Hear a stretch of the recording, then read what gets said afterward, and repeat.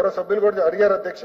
నేను 100% ఉపాధ్యాయులు కేవలం పాఠాలే చెప్పాలి. ఆ స్టాండ్ మేము తీసుకున్నాం సార్. యాప్ల భారం మేము తగ్గిస్తున్నాం, దాంట్లో ఎలాంటి డౌట్ లేదు. సింగులర్ యాప్ కి వచ్చేస్తున్నాం. సో ఉపాధ్యాయుల బాధ్యతలు ఏంటి, ఎంఈఓ బాధ్యతలు ఏంటి, ఈఓ బాధ్యతలు ఏంటి, హెడ్ మాస్టర్ బాధ్యతలు ఏంటి, సింగిల్ యాప్ తీసుకొస్తున్నాం. అదే యాప్ లో తల్లిదండ్రులు కూడా వస్తారు. సో వాళ్ళ పిల్లల అటెండెన్స్ ఏంటి, పిల్లల పర్ఫార్మెన్స్ ఏంటి, ట్రాన్స్పరెంట్ గా చూడాలి.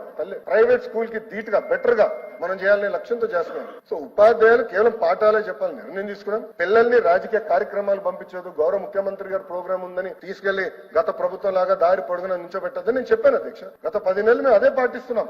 పిల్లలు స్కూల్లో ఉండాలా, పాఠాలు కరెక్ట్ గా నేర్చుకోవాలా, వాళ్ళు ప్రయోజకులుగా మారాలి. అది మా లక్ష్యం అధ్యక్ష. దాంట్లో ఎలాంటి డౌట్ లేదు. మీకు తెలుసు యూనియన్స్ తో గత ప్రభుత్వంలో కాదు అధ్యక్ష, పరదాలు కట్టుకుని ఎవరు తిరగట్లా.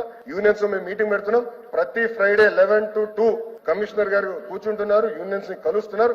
వాళ్ళకి సమస్యలు ఉంటే అన్ని సమస్యలు ఎవరో తీర్చలేం, దేవుడు కూడా తీర్చలేడు. కానీ ఒక పాజిటివ్ ఎన్వైరన్మెంట్ మనం బిల్డప్ చేస్తున్నాం. నేను కూడా 5:30 గంటలు కూర్చున్నా అధ్యక్ష యూనియన్స్ తో. టీచర్ ట్రాన్స్ఫర్ యాక్ట్ ఎన్ని సంస్కరణలు తీసుకురాగలుగుతున్నాం అంటే ఉపాధ్యాయులు సహకరించారు కనుక నేను తీసుకురాగలుగుతున్నా.